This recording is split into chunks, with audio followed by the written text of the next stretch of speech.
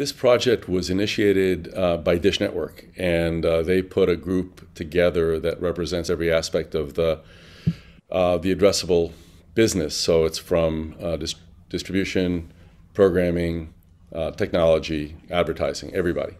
And I think that bringing in Forrester was a brilliant move because they're a very respected third party that was able to get in, do the basic research, do the interviews, and get a kind of state of the business today, which was frankly necessary because addressability has been around for about 12 years now in the United States.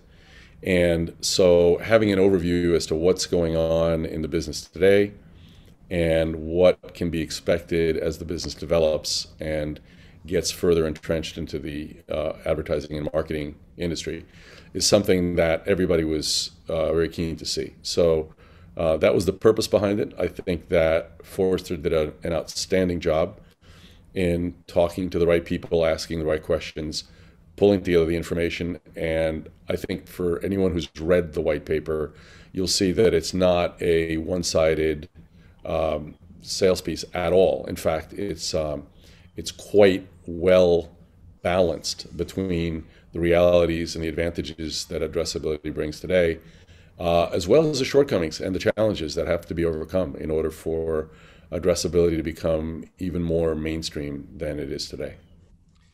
So, Michael, what are some of the sort of the friction points, if you will, with the industry, and how does the report guide us, if it does, to sort of a more efficient, more mature, addressable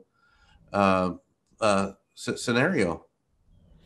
So there are really three areas. One is distribution, the other one is programming, and the last is data. So in terms of distribution, the biggest challenge is that there is not a single distribution footprint for addressability. There are several. And that is a challenge to the buyer today. It is a challenge that we've recognized from the beginning, and we INVIDI, try to get as broad a footprint as possible, and I think we did a very good job.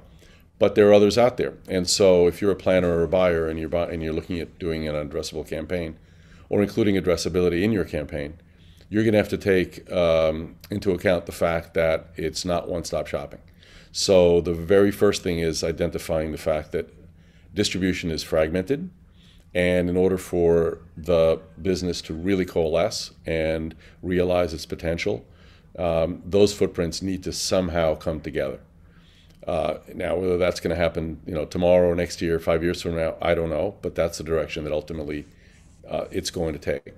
Number two is programming. So up until now, addressability has been basically available only in the 2 local minutes that the distributors get from the programmers. And that's fine. And it's as the report points out, it's a $3.5 billion business and significantly important to a lot of marketers. It's now getting into the programmer minutes, the inventory that programmers actually own, and that is a huge step forward. That integrates the addressable availability into program content as opposed to being, in many cases, outside of content. So that's a great step forward. We're part of that. We were part of that from the very beginning. We think it's absolutely great. And lastly is data. Data is the fuel that makes addressability work. So there's a lot of data that currently exists, particularly in this country, in the United States.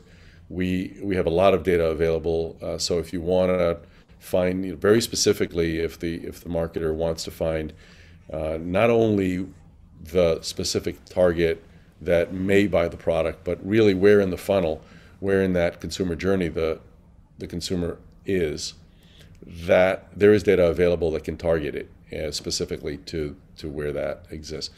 So that's in this country, and that data continues to expand, gets refined better and better. The challenge there is a more global one, where we have found as we distribute addressability internationally, that same access and availability of data doesn't exist.